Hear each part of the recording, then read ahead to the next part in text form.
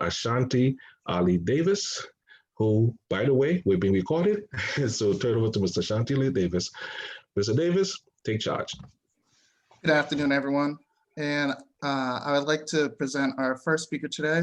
Dr. Rueben Warren is currently the director of the National Center for Bioethics and Research in Healthcare and professor of bioethics at Tuskegee University in Tuskegee, Alabama. He also serves as director and adjunct professor of the Institute for Faith, Health, Leadership, and adjunct professor of public health, medicine, and ethics at the Interdenominational Theological Center in Atlanta, Georgia. He is also the editor for the center's peer-reviewed journal, the Journal of Healthcare, Science, and Humanities. He received his Doctor of Dental Surgery from Meharry Medical College, his Master's of Public Health and his Doctorate of Public Health from Harvard School of Public Health, and his Master's of Divinity from Interdenominational Theological Center. I present you Dr. Rueben Warren. Good evening, and thank all of you for taking the time to have this conversation. It's very, very important. As difficult as it may be at this time, this session is really not about the coronavirus pandemic. It's not about COVID-19. It's not about vaccines or vaccinations. However, this pandemic, this sense of urgency, this public health crisis, this medical crisis has brought forth a concern about the continual use of Tuskegee, the word Tuskegee. And this session is not even about the so-called Tuskegee syphilis study. It's not about the 1997 apology for the U.S. Public Health Service syphilis study at Tuskegee from President William Jefferson Clinton. It's not even about the National Center for Bioethics and Research and Healthcare. It's about truth, truth-telling, trustworthiness, and trust. It's about rebuilding authentic, transparent relationships. We're rebuilding relationships with the descended family members of the men who were in the U.S. Public Health Service syphilis study at Tuskegee. They were not poor, uneducated sharecroppers, as the media suggests. They were honorable men, family men. Some were lesser educated, some were working various jobs, but they were good people. And we have worked with the descendant family members group, their family members, the Voices for Our Fathers Legacy Committee, to be sure that the truth is told. They can tell it best. They knew the men. They were family members. They were daughters and sons and uncles and cousins and wives. They knew the men. You've heard the word Tuskegee, and I want to take a moment and clarify from my perspective that word has devalued the fabulous, the tremendous legacy and current activity of Tuskegee University. Because when you hear the word Tuskegee, what comes to mind is the syphilis study. And that's just one blip in the glorious history of this university. And even worse, you hear many, many things about even what that study was about. The original name was a Tuskegee study of untreated syphilis in the Negro male in Macon County, Alabama. There are a couple of constructs that are really important for you to focus on as we have this conversation. Untreated syphilis, which means they never intended to treat the men. The Negro males, as if syphilis was only rampant, only prevalent among Black men. It was an epidemic throughout the United States. Macon County, it was more than just Tuskegee. It was Macon County, and as we will learn, it was all over the United States. They developed a so-called surveillance system to track them in wherever they were. You've heard the word Tuskegee syphilis study, misnomer. You've heard the word Tuskegee experiment, misnomer. You've heard the word syphilis study, incomplete. You heard the word syphilis something, because they really didn't know. Vanessa Gamble, the second director of the National Center for Bioethics and Research in Healthcare, raised a question as she was a member of an ethics committee at the Centers for Disease Control and Prevention. She said, called it like it is, and she forced the agenda to call this horrendous so-called study, but we're calling it now, the United States Public Health Service syphilis study at Tuskegee.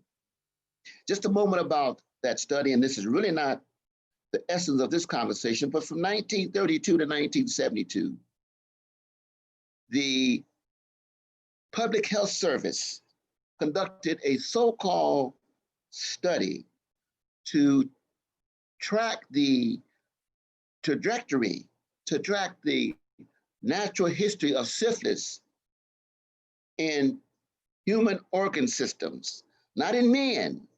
They lost their identity as men in human organ systems, and they told them they had bad blood, whatever that is. And we won't belabor that because you can read it in various texts. But as we have this conversation, remember that the men were told they had bad blood. President Clinton, in his apology, said it correctly, and I will quote from his apology. And he said, the United States Join the meeting. Did something that was wrong, deeply, profoundly, and morally wrong. And as we have this conversation, keep that in mind, deeply, profoundly, morally wrong. But we're moving forward to rebuild relationships. First and most importantly, to rebuild relationships with the family members, the descendant family members.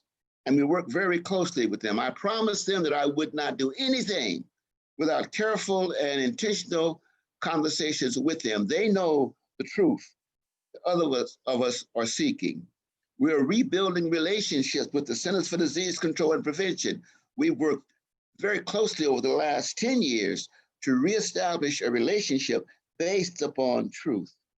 We're working with the city of Tuskegee and Macon County to rebuild relationships. We're working with the university, Tuskegee University, and surrounding universities to rebuild relationships. We're working with colleagues across the country and in fact across the world to rebuild relationships. I say rebuild because Tuskegee University has built relationships globally for many, many years, and we are rebuilding those relationships. And as we engage this conversation, I want to make clearly that this is about truth-telling. It's about understanding. And when you hear the word Tuskegee syphilis study, Tuskegee experiment, in conversations about the coronavirus pandemic, if they don't say the U.S. Public Health Service syphilis study at Tuskegee, they haven't talked to us at Tuskegee. That's a sign that they are uninformed and maybe ill-advised. So as we have this conversation, we want to have it not about shame and blame, but about honor and glory, about rebuilding relationships.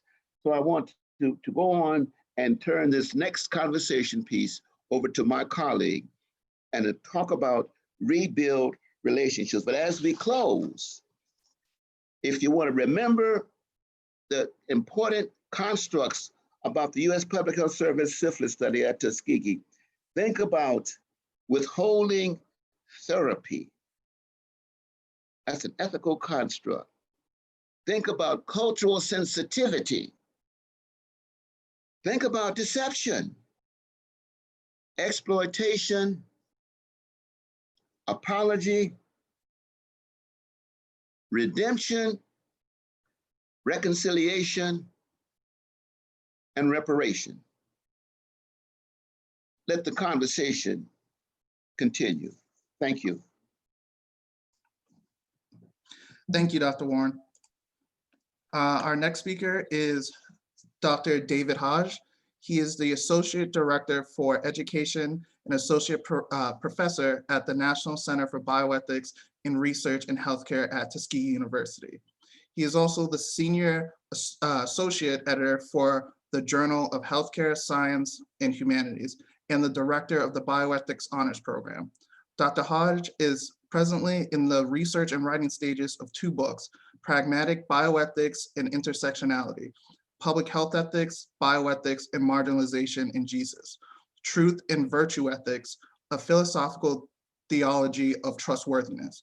Dr. Hodge received his bachelor's from American Baptist College, Master's of Education from Oral Roberts University, a Master's of Theological Studies from Emory University, and a Doctor of Ministry in Gospel and Culture from Columbia Theological Seminary. He also received a PhD in philosophy from the University of Miami. I present to you Dr. Hodge.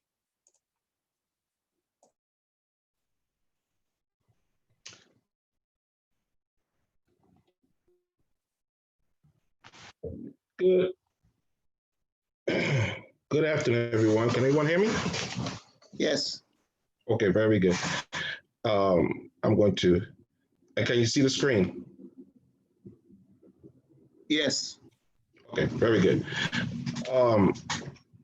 So we are going to shift our format a little bit. We were able to reach Dr. Earl, and he is signing on now. So to give him a moment to come in, and he had to deal with an emergency. So to have him to come in and kind of get himself situated, I will go next. Thank you very much, Dr. Warren, for that opening talk about the effects of untreated syphilis in the Negro male, which is what this study was about. And quite frankly, it wasn't so much a study as it was a public health nightmare, a total disrespect and disregard of the humanity of 623 men and their families in Macon County. The 623 men, of the 623 men, they were fathers, they were husbands, and therefore there was great opportunity, as did happen, for there to be contracted and congenital syphilis. And that means that the so-called syphilis study, quite frankly, is not over yet, such that it's passed down in the DNA from one generation to another. It still continues. So when we talk about the so-called syphilis study in past tense, when we talk about the United States Public Health Service syphilis study at Tuskegee, we want to be careful to understand that it's not over. Some people, as you know, Attorney Fred Gray, as you may know, Attorney Fred Gray, who was also the attorney for Dr. Martin Luther King, who is still practicing law right in Tuskegee. Attorney Fred Gray was able to secure a $10 million judgment from the United States government. Now, $10 million may sound like a lot of money, especially you're thinking this was in the last century. However, when you look at the numbers, you will be shocked to see how much of that money was actually disseminated. So those men who were actually syphilitic, they received just about $30,000 that was spread out over several years. Those who were in the control group, those who were not asyphilitic, those men received like $15,000, and family members may have received $6,000. So if you were to ever visit Tuskegee University and our Legacy Museum, where we house these artifacts, you will see actually a monthly check for $35 a month. So the cost what it cost the men, not just in terms of their dignity, but in terms of their family and their families. What it cost them was a great deal more than what we would think.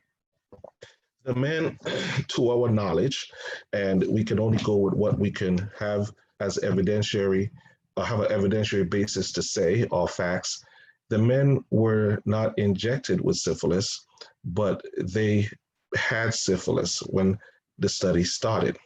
Now, why do I say we don't know? Because several years later in Guatemala, the people of Guatemala were actually injected with syphilis. So now we have basis for questioning and raising questions about the trustworthiness of the government when they say they were not an injecting of syphilis. So we can't make the claim, but we can speculate based upon our justification and the Guatemala study. Now, let's go into my talk for today, and my session has to do simply with the notion of trustworthiness. Trustworthiness is a necessary part of a civic society. Confucius, the Chinese philosopher, told his student Zhao Kong, 3 things are needed for government: weapons, food, and trust. Now, you can have a government without weapons and suffice. The Taliban, they had weapons, but they still had trust. You can have without food. You could fight a war without food, as in the Revolutionary War when people were struggling, but they had trust. The one common denominator in any government is that we must be able to trust a government. We cannot function well without trust. We need to rely on those to act as they say they will act, and we need to be able to act as we say we will act. Therefore, trust is an integral part of what it means to be a citizen. Thus, the notion of promises and promise keeping is important to trust.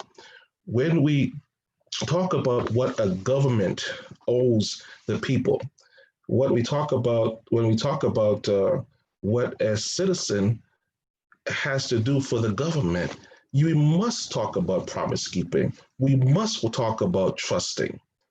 But what is trust? Trusting, my dear friends, is a very natural act. It's a very organic act. It's a biological act. It's an anatomical act. If you cannot get started on your day unless you trust. You got to trust the air you breathe. You have to trust that the floor is going to catch you when you jump out of bed, right, Dennis? You got to trust that there's no toxins in the waters that will kill you. Consider Flint, correct? We cannot be citizens in a community that doesn't have the basis for trust to work effectively. We must be able to trust. Natural. A baby instinctively trusts that his mother or her mother's nipple is going to produce food. That's trust. It's instinctive. Now, we're not saying that as a rational, intelligent act that the baby is doing, but it's an instinctive act. The baby trusts that this is going to provide me some food without even knowing how the lips work. The baby doesn't know all of these things. So therefore, this will be no doubt an epistemic crisis. That is a crisis of knowledge if we are unable to trust. Trust is just a basic part of our function. Trust guarantees are meaningless if the source lacks beneficence. What does that mean? What are the things that we focus in at the National Center for Bioethics and Research in Healthcare, and Dr. Warren keeps it on the table regularly, probably every week in our staff meeting? The notion of social justice. Social justice and the notion of beneficence, as opposed to, say, the notion of justice and benevolence. Let me say something about those two. Justice tends to be masculine and abstract. When we talk about justice, we never know that we could ever achieve it, right? Justice is something out in the sky somewhere. It's this big thing. I want justice. We say it all the time. I want justice. The philosopher says justice is simply everyone gets what they deserve in both directions. If you do bad, you need to get bad. If you do good, you need to get good. That's what justice is. But when you talk about justice and you associate it with benevolence, benevolence is the notion of thinking about good action, thinking about kindness, thinking about doing good, thinking about it. However, social justice, on the other hand, is more practical, more pragmatic, more on the ground, more in your face, more grassroots. It's about your neighbor. Social justice is about what I do to my neighbor. Cornel West says, justice is what love looks like in public. I love that phrase. Justice is what love looks like in public. That's what social justice is. It's about being concerned that my neighbor has something to eat, a place to stay, food, water to drink. As Jesus says in Matthew 25, that there's food, the prison, you visit them. If you're hungry, you feed them. If they're thirsty, you give them water. That's what social justice is all about. So to the extent that social justice is in any way not taking place, we then have a violation, and often is a public health violation. So social justice then connects with the term beneficence. Beneficence, ladies and gentlemen, is different from benevolence in that benevolence has to do more about thinking the thing. Benevolence has to do more with doing the thing. Benevolence, Dr. Weiser says, don't just think good, do good. Do right. Don't just think right, do right. We could be thinking all day about doing the right thing. But unless you move it to the level of doing the right thing, to quote Dr. Warren again, he said, that's just rapping. That's just right. You're just talking. If we're just talking about it, then nothing's happening. So what we're saying about the so-called Tuskegee study is that it was an act of not doing right. It's an act of non-beneficence. And this act of non-beneficence was perpetrated by the United States government, therefore it's a corruption of social justice. It's a corruption of social justice. And that corruption has to be part of the conversation. I will tell you why in a few seconds. It has to be part of the conversation. When we think about what this conversation, every time you turn on the TV, just wait on the radio, wait a few minutes, they're going to mention Tuskegee. They're going to align Tuskegee and the university, the city university, and because they're both seen as one in many respects, they're going to associate the two as though Tuskegee had an implicit and had a moral ineptitude. And that's a problem. And so I turn now to the DNA of trust. What is the DNA of trust? There are no guarantees in trust, but there should be evidence of genuine empathy and care. There's no guarantees in trust. As a matter of fact, you could try your best, but you can't guarantee that something is going to go the right way. With our best intentions, we think the good, but something could happen that would turn it in a different direction. We say it all the time. I meant to do well, but it had unintended consequences of bad. So therefore, we must be able to say, we must be able to understand that although trust and guarantees are very close friends, there's no guarantees in trust. However, the source must have an implicit and an adamant desire to be genuine in providing trust or making the space available for trust. Vulnerability is embedded in trust. There is no trusting relationship unless there's vulnerability. Wherever we trust, we make ourselves vulnerable. How many husbands and wives and boyfriends, girlfriend, how many people have said, I am hurting, why? Because I became vulnerable to you and distrust happened. you know, I said something and my son, I hear him echoing it all the time. Jonathan, a matter of fact, he's on the line now, but he echoes it all the time. And that is that the only person who can betray you is someone who's close to you, someone who has earned your trust. See, you can't betray me if I don't know you. But trust, ladies and gentlemen, is not this. Sorry, a vulnerability is not the same as gullibility. To make oneself vulnerable does not suggest gullibility. Gullibility is what happens when the social intelligence is subjected to manipulation and trickery. That's what gullibility is. When someone is duped into believing something because they're vulnerable. They're duped into believing something, and whatever or whomever it is that is being trusted takes advantage of the situation. We have examples. For example, J. Marion Sims, who's known as the father of gynecology.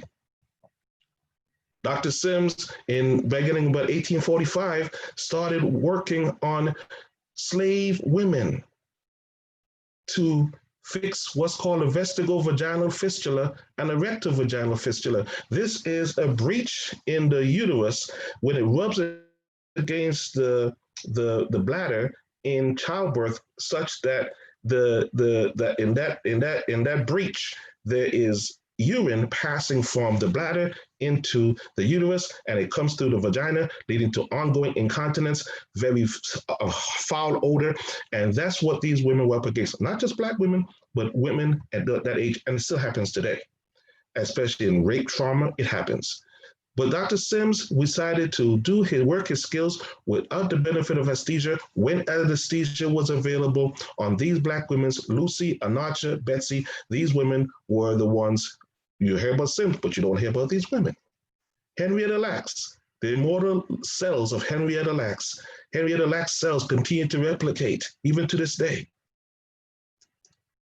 Her cells have saved more lives than vaccines. Her cells have given people a quality of life and a basis for life. Her cells have made billions of dollars for corporations, and none of this funding, none have gone to her family. And of course, finally, the United States Public Health Service syphilis study of syphilis, the United States Public Health Service study of syphilis at Tuskegee University, which is about the effect of untreated syphilis in the Negro maid.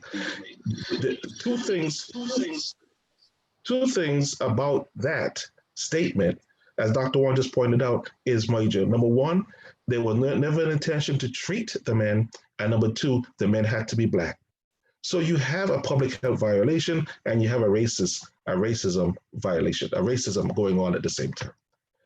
So I say this as I'm really coming to my close, that can American Blacks reflect immoral prejudice?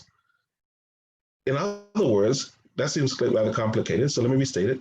Can American Blacks reflect immoral prejudice?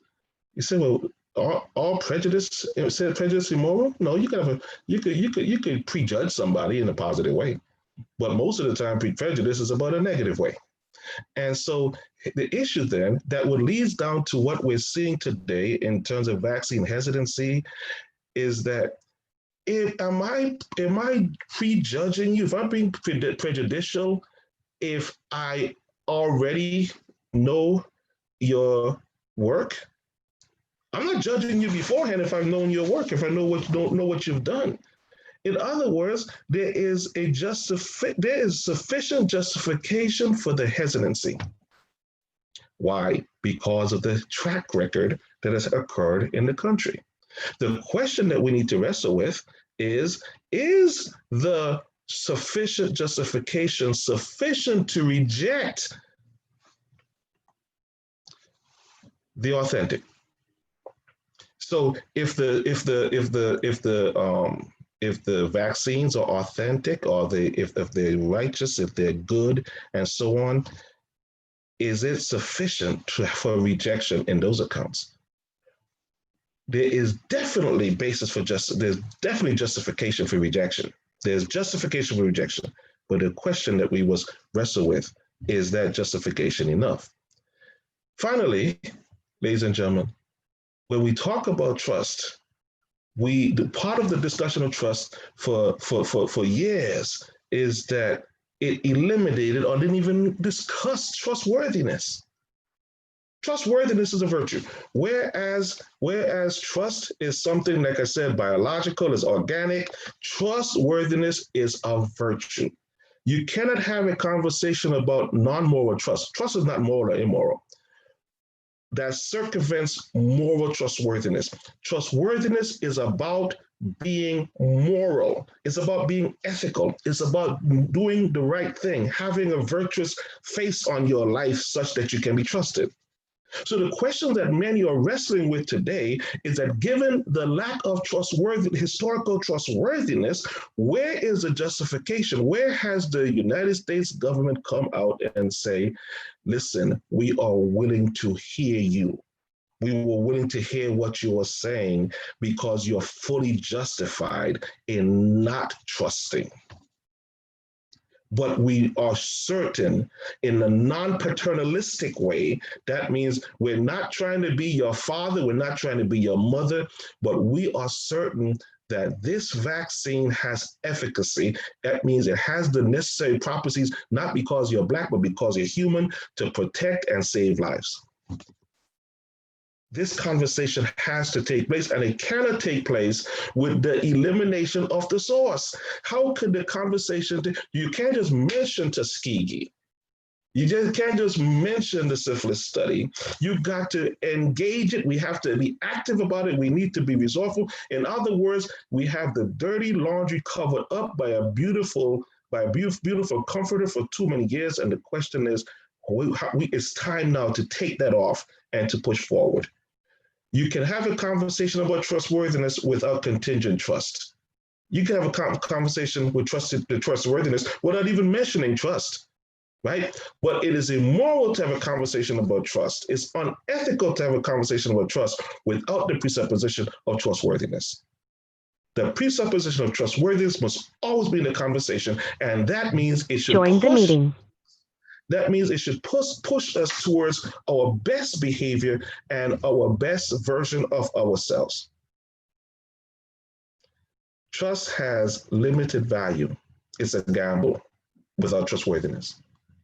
Trust has limited value without trustworthiness. Trust has limited value without trustworthiness. It works nicely in terms of, trusting my car to get me to work every day. When I work in Tuskegee, I live in Atlanta. So, it trustworthy. There's no morality there. But unless trustworthiness is intimately connected to trust, then what are we talking about? We're really not talking about a whole lot. So I conclude with those words, and I see that our dear professor and scholar, Dr. Riggins Earl, is now on. So I now turn it back over to Ashanti-Ali, and he will direct us from there. Thank you, Dr. Hodge. As I read as I introduce Dr. Earl, do you mind making him the co-host so he can unmute himself? Sure. Thank you. So our next speaker is Dr. Riggins Earl. He is a professor of ethics and theology at the Interdenominational Theological Center, where he has served for 30 years plus. He holds the PhD degree from Vanderbilt University in social ethics. He has done postdoctoral studies at Harvard and Boston University. Dr. Earl has done research at the London Institute for African Studies, taught in the Religious Studies Department of the University of Tennessee at Knoxville, and taught religion in the university and seminary context for 40 years. During that tenure, he has sought to be at the forefront of intellectual conversations about religion and the ethical and moral life, particularly as it relates to Black Americans. I now introduce you, Dr. Riggins Earl.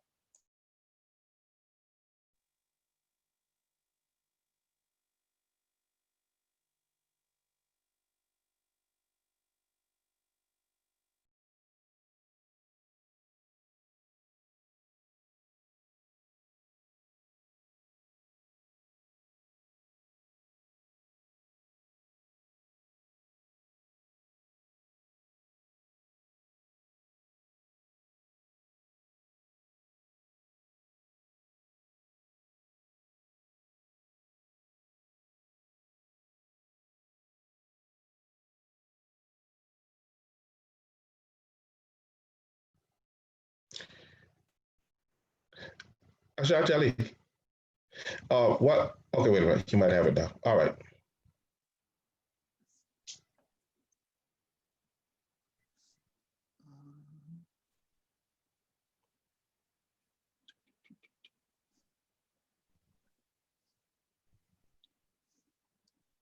So a little bit of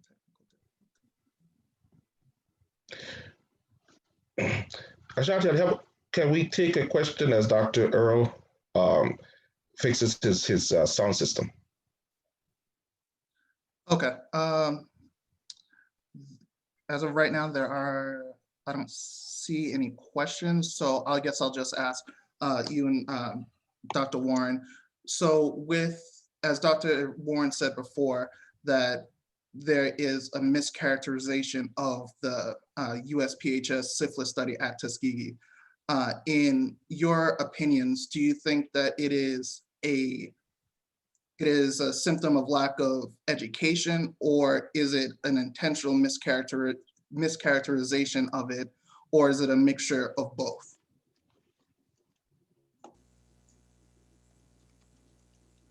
I think it's a mixture of both, and depending on the circumstance. But I think what we're forced to do as the students that I engage in at Tuskegee, we are forced to tell the truth as we see it.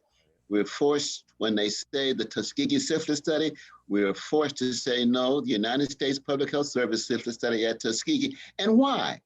Because when you say that entire long description, it requires that you wrestle with what does each one of those words mean. And when you do that, you have a different kind of framework, in my view.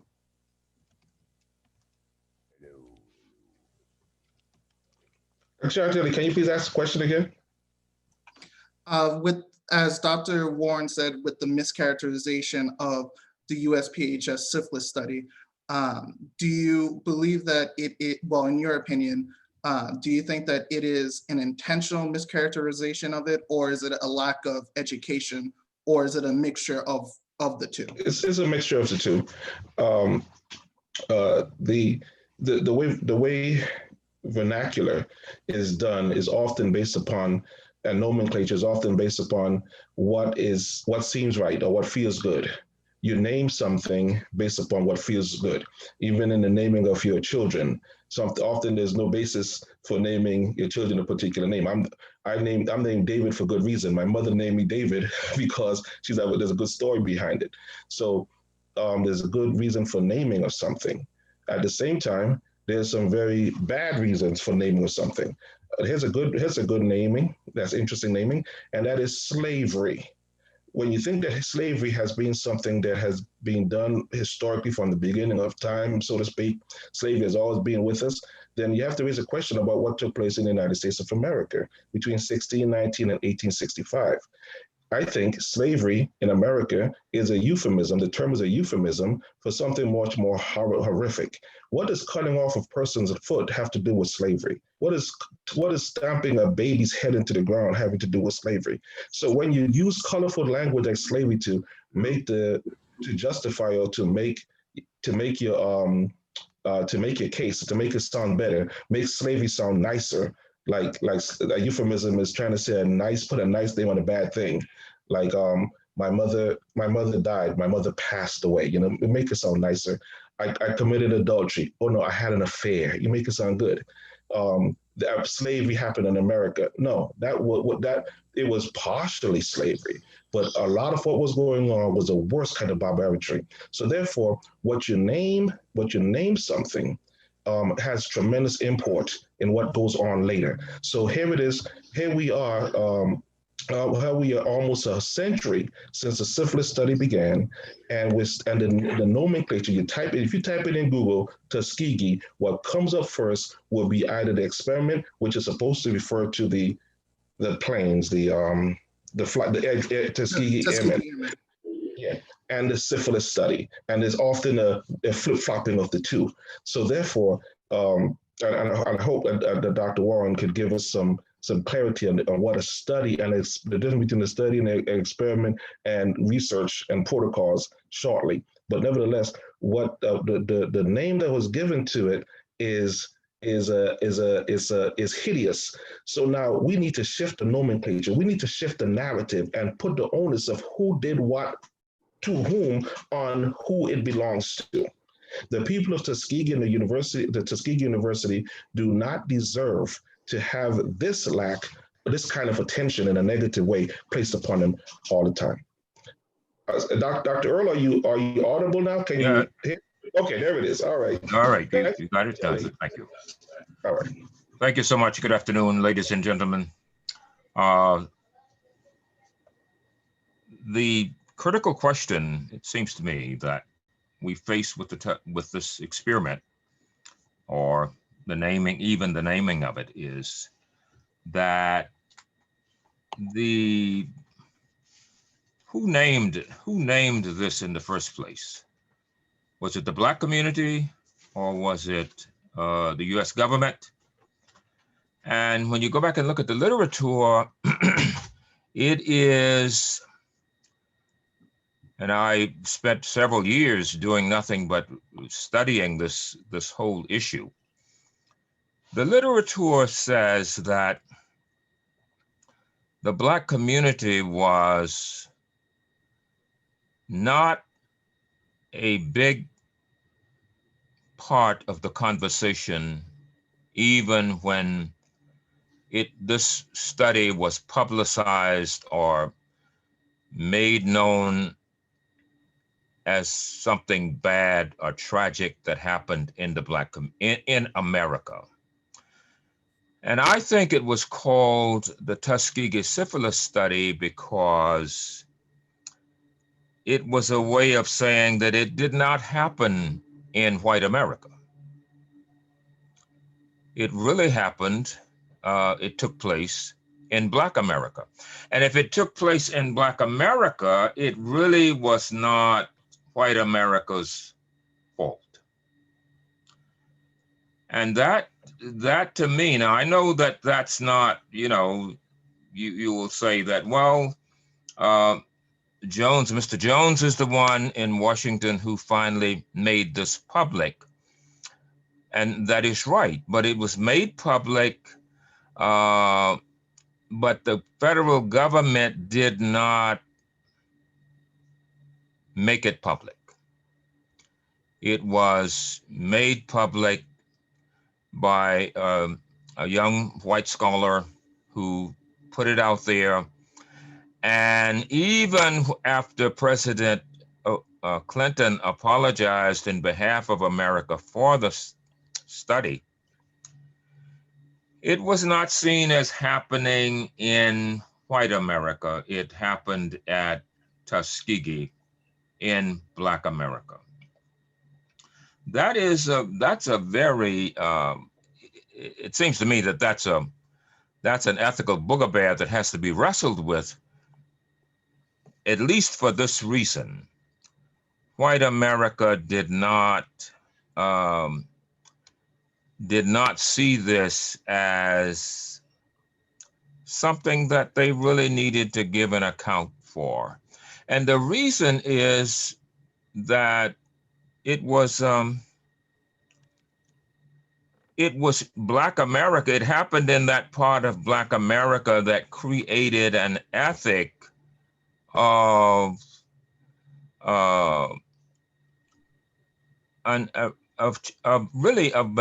charitable. White America, Tuskegee was the symbol of white America's charity. And it started with right after slavery. We white philanthropists made Tuskegee. They made it through their gifts, etc. So if we are giving this to you all, why should we have to be accountable to you for what we give you? The hidden behind that experiment is the idea that we were gifting you all with something good and making you a part of our moral narrative. Because if we find something good in you people down here at Tuskegee, then we have really, we have done you all a favor. Now, the other ironic part about it, according to the literature, if you look at the documents, is that the Black community never openly discussed this. At least it's not anywhere in the records that I could ever find, that the Black community had public forums after the discovery that this is what was going on down there, that the Black community or the Black church raised critical, hard, ethical questions about that study. I've looked over and over and over, and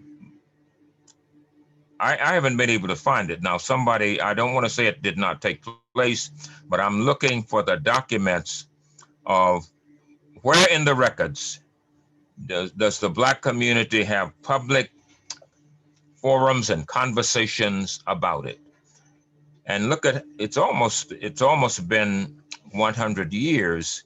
And thank God we are finally coming to the point that this virus has brought us to say, look, at least the public media and even the big television stations are now saying Tuskegee, Tuskegee. Well, what that says is that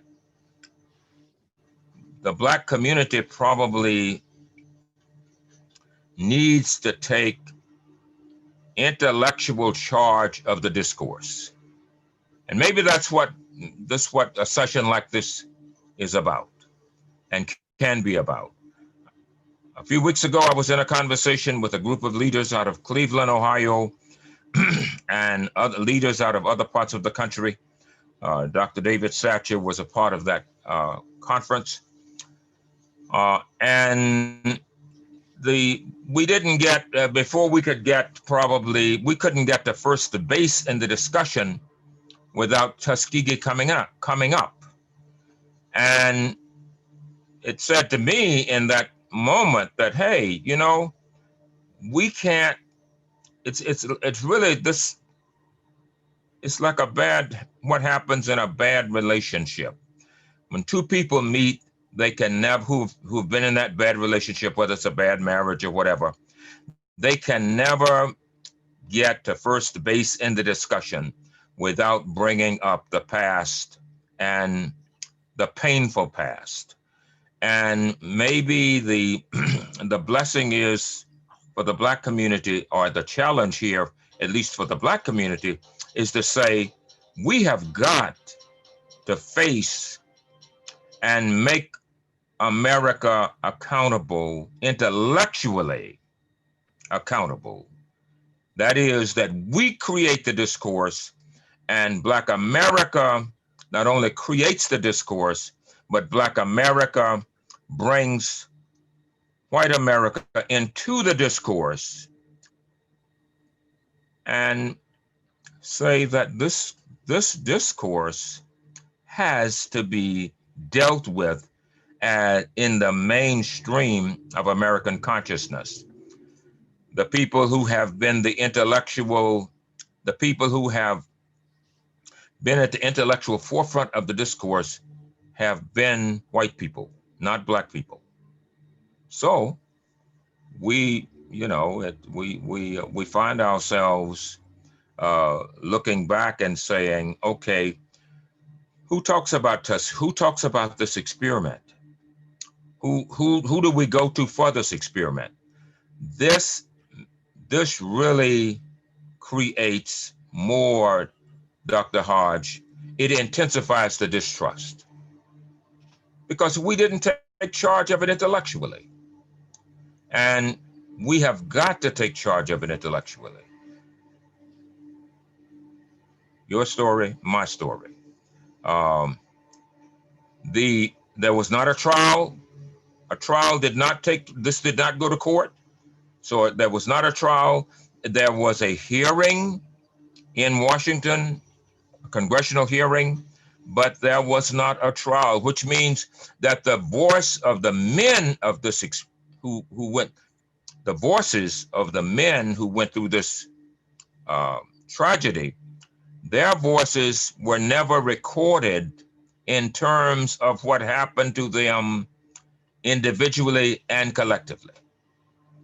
And without the voice of the victim, you only have the voice of the one who controls and crushes the victim. So that to me it's why this kind of conversation is necessary. But we might it is also why that we have got to, and Dr. Warren has been doing this as director of the Bioethics Center at Tuskegee, trying to get the resources to at least keep public conversations alive. But the public conversation has got to be bigger than just the men and what happened to the men. It also has to be whole, that public discourse has to, in writing, from the Black community's writings, hold the United States government accountable for what happened there. Because the policy that we were not citizens of this country, that's the issue.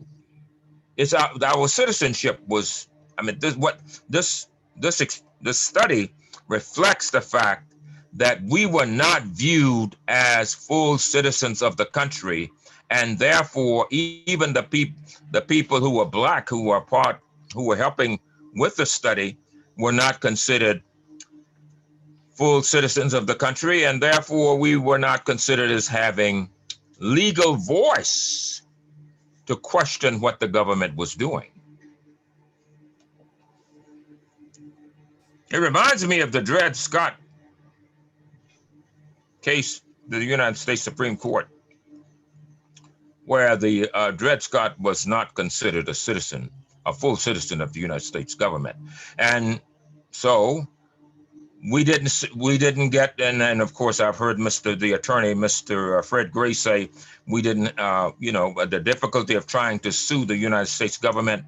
Yes, and obviously the difficulty was intensified over the fact that we were not considered full citizens of the United States government. So did the government do anything wrong? How can you, if you were not considered a full citizen of the United States government, the government is saying to us, what are you complaining about? So we give you a few dollars and shut your mouths and go home.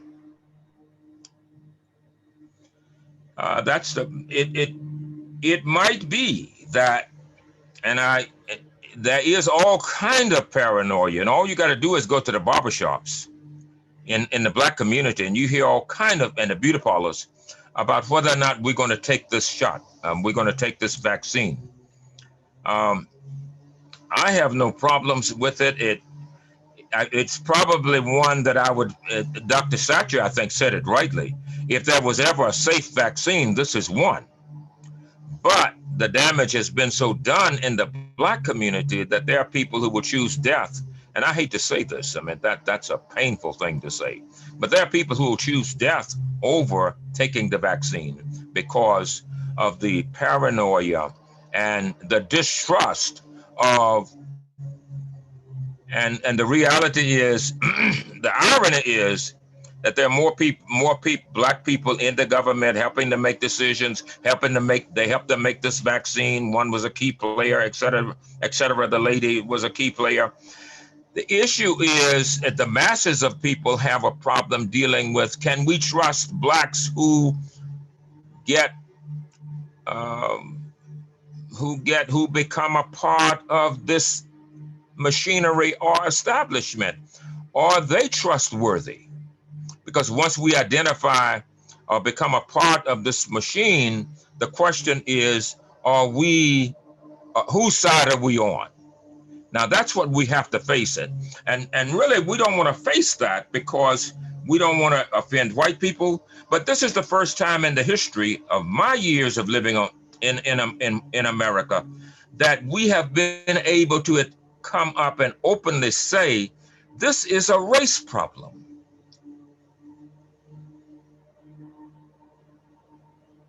We were taught to say, starting with, I mean, even, and you can imagine what it must have been at Tuskegee in those days. Oh, you know, in medicine, we don't see race. We don't see class. We just see that when one is trained for medicine, that they are trying to do good to help others. So here we are now, and it might be that we will be here 50 years from now, struggling with, in Black America, and struggling with the majority of the society trying to say, you know, we don't really trust you all because of Tuskegee. And that's a little place down there, about the biggest, you know, it's a place in the road down there in Alabama. And yet what happened there was not, as Dr. Warren keeps reminding us and others, was not what Tuskegee did.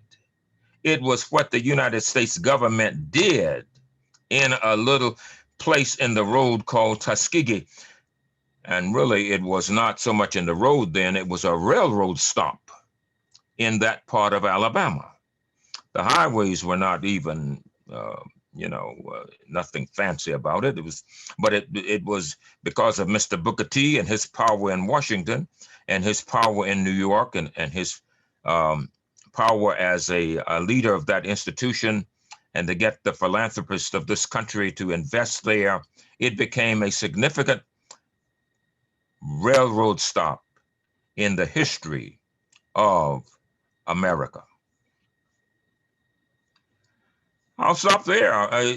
I'm interested in hearing what the younger generation African Americans and whites yet unborn, or who weren't born at that time. I wasn't either, but I'm interested to hear, what they say, and what they are struggling with ethically about what happened there, because it is mythic in proportion. There's truth in it, and then it has been taken to a whole nother level that impacts the consciousness of this nation. Anytime you hear it on NBC, CNN, on television stations, well, remember Tuskegee. They don't explain it. They just say, remember Tuskegee. What about Tuskegee? Thank you. Thank you, Dr. Earl.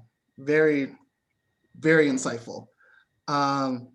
So I will go ahead and start with the question and answer section. And the first question is, how do we know that it was only 623 men involved in the study? We don't know exactly, and that's part of the challenge. All we know is what's been reported, and we're talking about what's been reported. There are untold stories, and that's why we're working very closely with the Voices for Our Fathers Legacy Foundation, which are descended family members, to really get at the truth. It's evolving, so we don't know exactly. We don't know who had syphilis and who didn't, who had syphilis and was in the control group. A lot of it is unclear, and that's why we're continuing to pursue the truths systematically and scientifically. Thank you.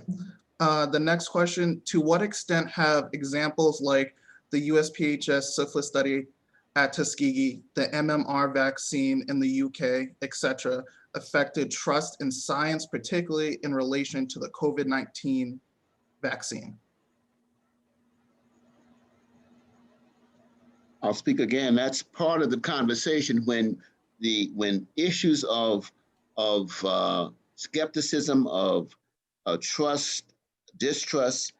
The metaphor is Tuskegee, and that's global. I'm in conversation with some colleagues in the UK and in Brazil about this whole issue of trust and trustworthiness among the African diaspora communities. And it comes up, that's the metaphor. So we don't know, but we have to be in conversation. And I'm just suggesting that that conversation has to always include the National Center for Bioethics and Research in Healthcare. And that's reaching out to the broader Tuskegee and Macon County community and to the descendant family members who are the most knowledgeable and most have the greatest moral authority to talk about their family members who were in the study. Might I speak to that as well? Yes. Yes, I think Dr. Warren has made it. Dr. Warren said the Tuskegee is the metaphor. Lights came on for me, especially in terms of, and I, all that I've read about in terms of medical history of how is it that, isn't it interesting that Tuskegee became has become the metaphor in research medicine in terms of vaccines, and nothing that this did not, all kinds of things have happened in third world countries that we don't really, if you read let me back up. One of the things that this study helped me to, inspired me to do was to look at the history of missionary medicine. That is, the Christian church in the Western world has sponsored missionary doctors to go all over the world into third world countries to do medical practice, et cetera, right? And many pharmaceutical companies have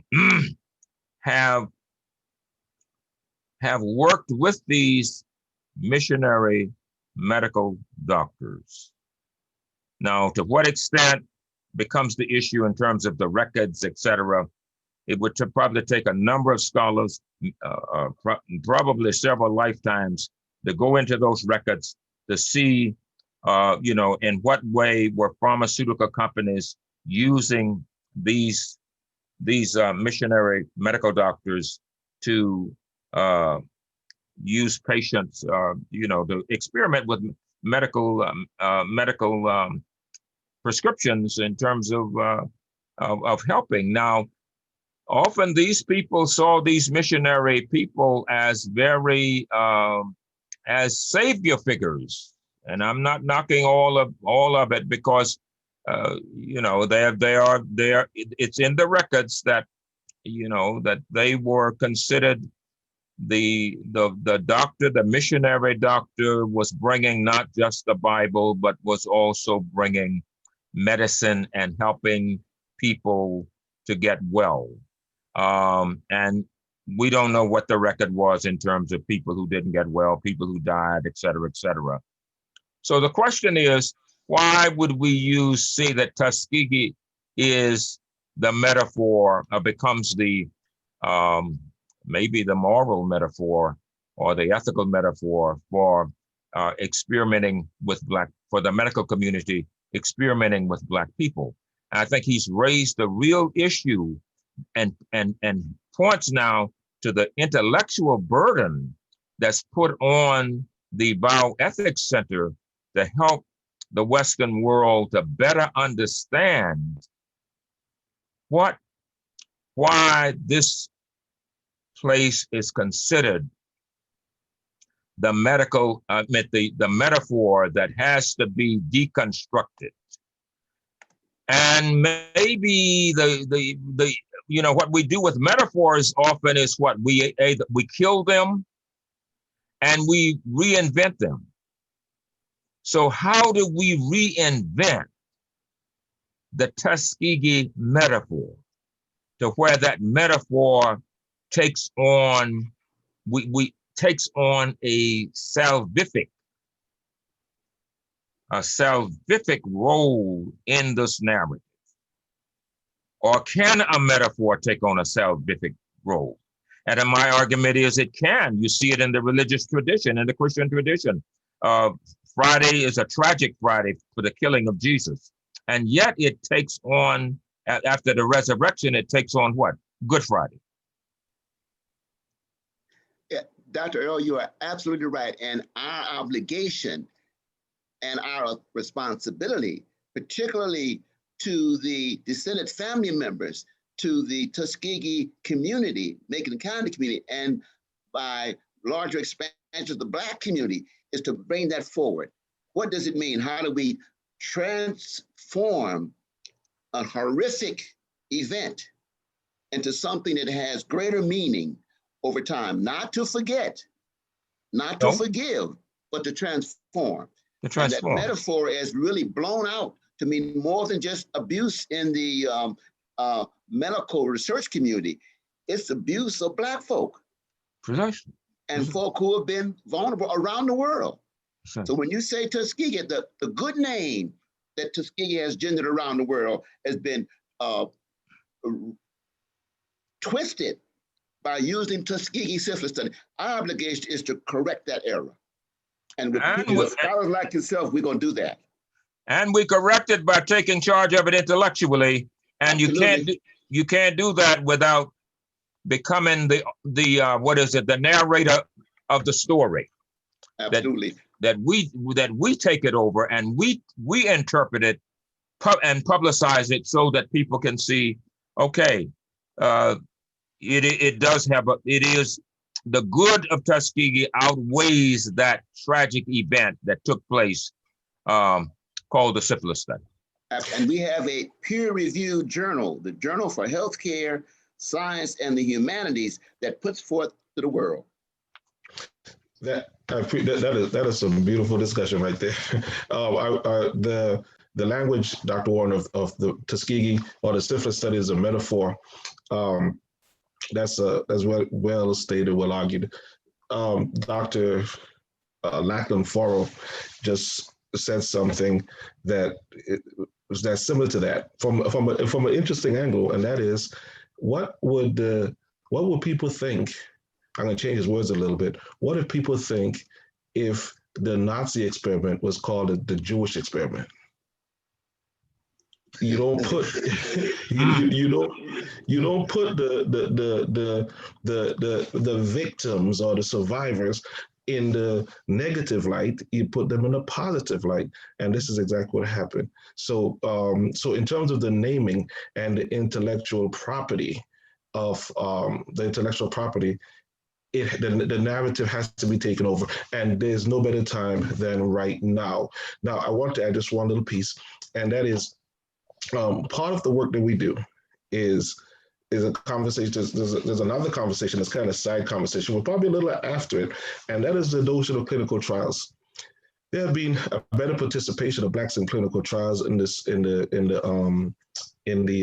vaccine than there has been in the past, because typically it's between 2 to 5%, but in this study it's been about 10%. So that's an improvement.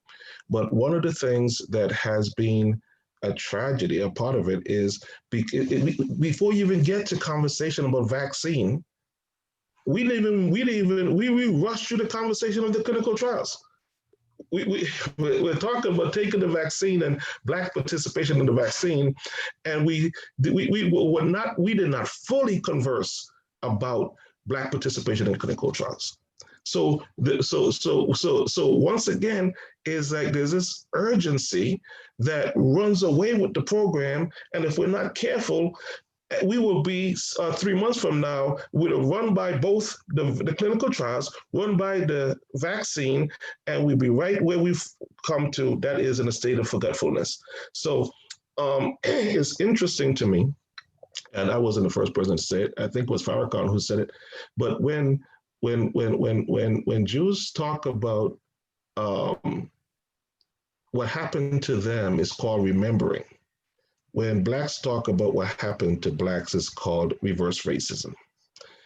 The narrative, the history of Black people requires that we take control of our narrative. Ashanti-Ali? Yes, so a question that kind of follows up to what you were talking about is that, so what does it say about the moral standing of the United States that they took part in the Nuremberg trials while the USPHS syphilis study was underway being conducted, that they were able to condemn someone overseas about the mistreatment of people, yet at home they were doing almost the exact same thing, very similar? I would say, let me go first and then I back up. I would say that that's consistent. You know, that's the same argument Malcolm X made, that America looks extremely hypocritical when it goes around the world spreading so-called goodwill and is doing the absolute opposite at home. Dr. Becker, Rebecca from, she and I are working on an article along the same lines. And that is that at the same time, between 1932 and 1972, when these men were in a study, oh, by the way, these men didn't know they were in a study. They didn't know they were in a study. They thought they were being treated for what was called bad blood. Bad blood is a grab bag term for any kind of blood and any kind of anemia. So they had no idea what a study. It wasn't until in 1972 when Mr. Charles Pollard saw a news report. He said, wait a minute, they talk about me. I didn't know it was in a study.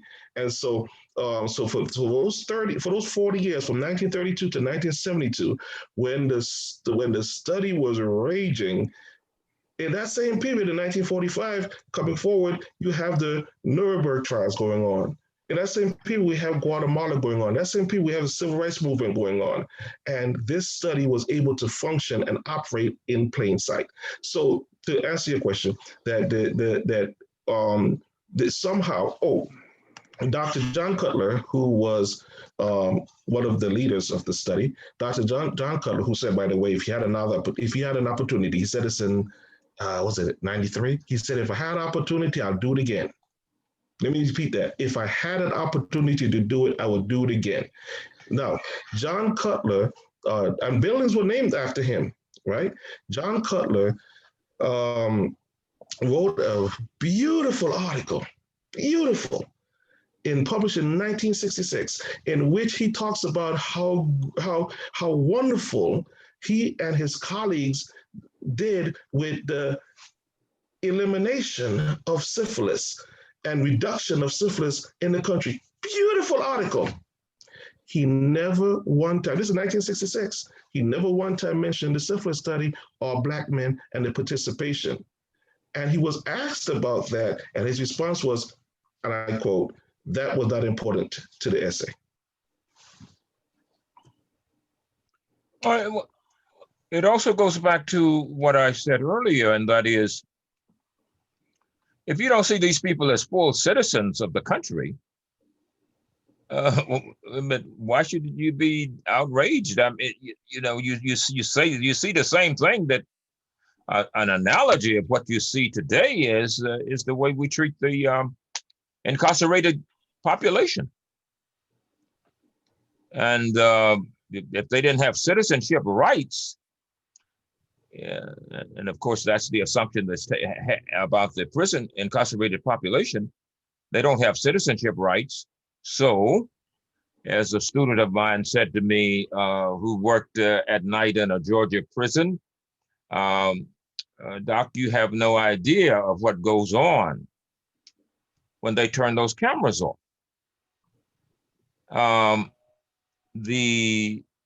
So they're in it. And the other thing that you've got to deal with is so much of Black America in the 1930s and the 1940s did not believe they had citizenship rights because this country had so beaten them down to where they did not, they just trusted in the Lord. Who do you trust in? We trust in the Lord. We don't trust in white people to do right because we know they're not going to do right. So we have faith in God. And you know, they sent their children off, many of them the best that they could, who had sent children off to be educated. And of course, that's where it was in the educational institutions that we ran into another kind of paradoxical nightmare. And that is under leaders like Booker T. Washington, who said, okay, no, you have to develop a kind of self-autonomy and fight for citizenship rights, but you do it through being good Negroes. You just be good. You be better than all the white folks put together. And you prove to them that you're better. And what white people did was just raise the bar. Every time we got to one level of their understanding of goodness, they raised the bar to another level and said, you're not good enough. So we all had to deal with that. That worked with our psyches. That, my God, when do you ever reach it? But this country did not change until under Dr. King and Malcolm and others, where the fight was for political rights. Because it's only in political rights that you get a certain kind of power to do certain things or to have a voice. And it is not an accident for that reason that this country is seeking to take voters' rights, suppress voters' rights upon Black Americans and Brown Americans, because they see something coming. So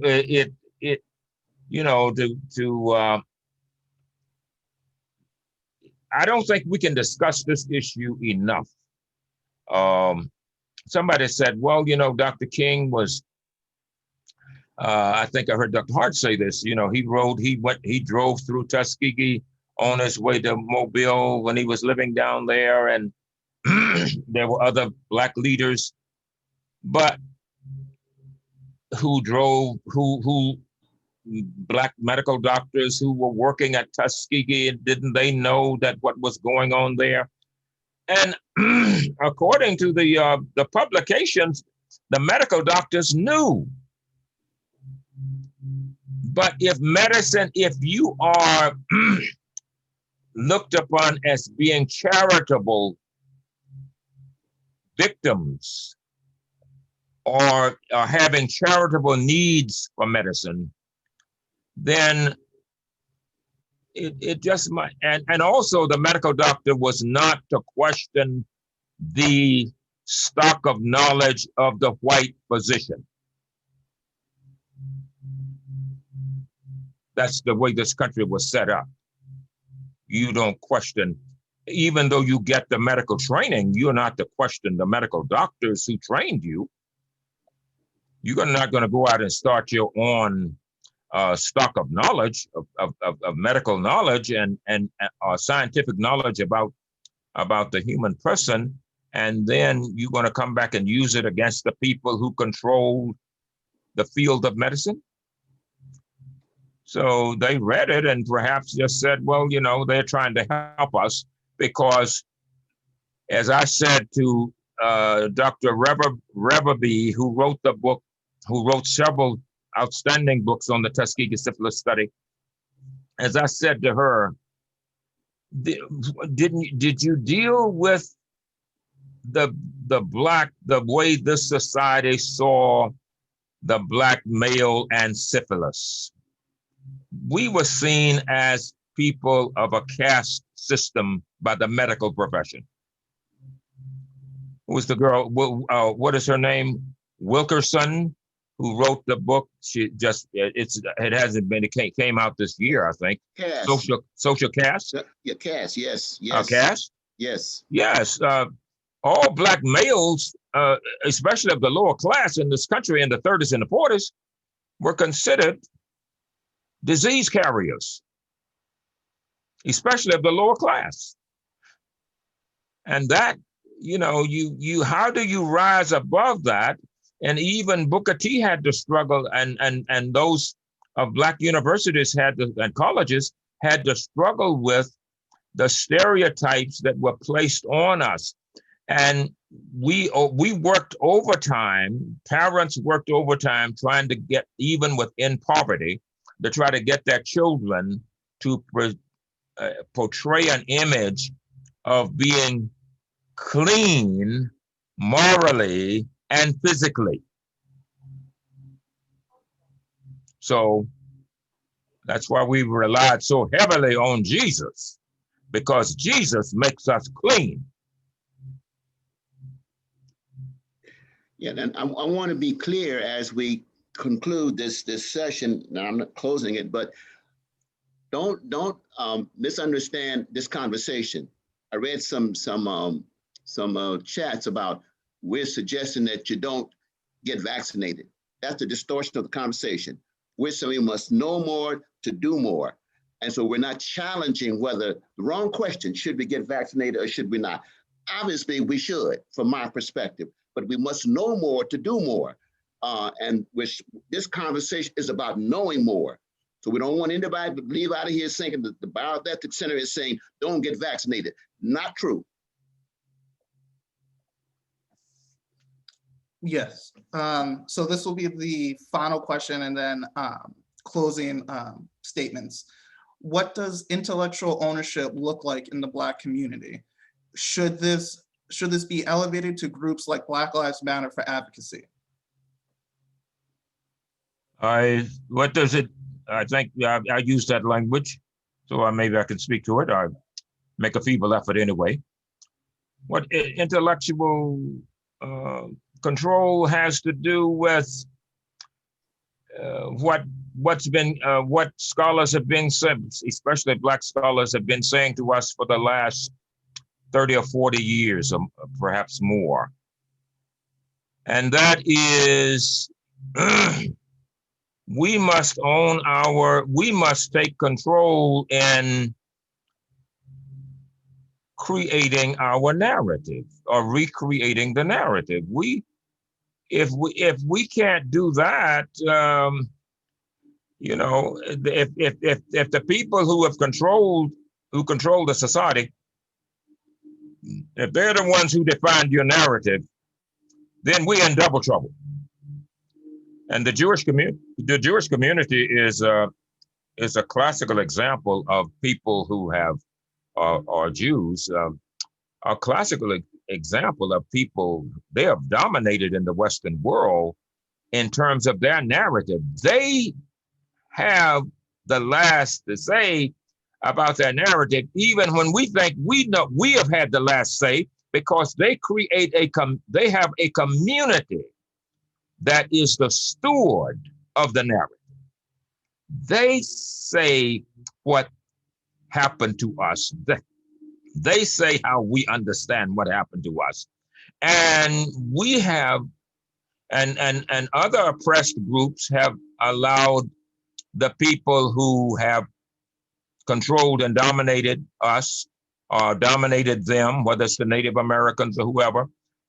I never will forget in grad school of working with a professor to teach a course on Native Americans and African Americans. And that was an eye opener in my narrative, in my journey.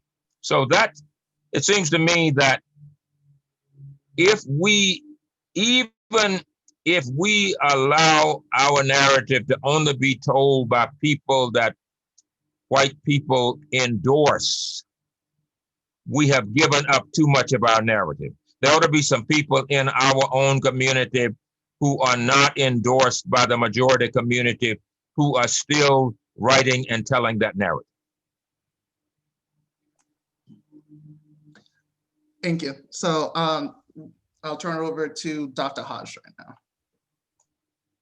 Thank you very much. I wish we could give a big hand clap for Ashanti-Ali Davis. Mr. Davis, we thank you very much for all that you do, both in the conversation, and we want to give a shout out to Dr. Gwen West, who helped with putting together that beautiful flyer that we have there.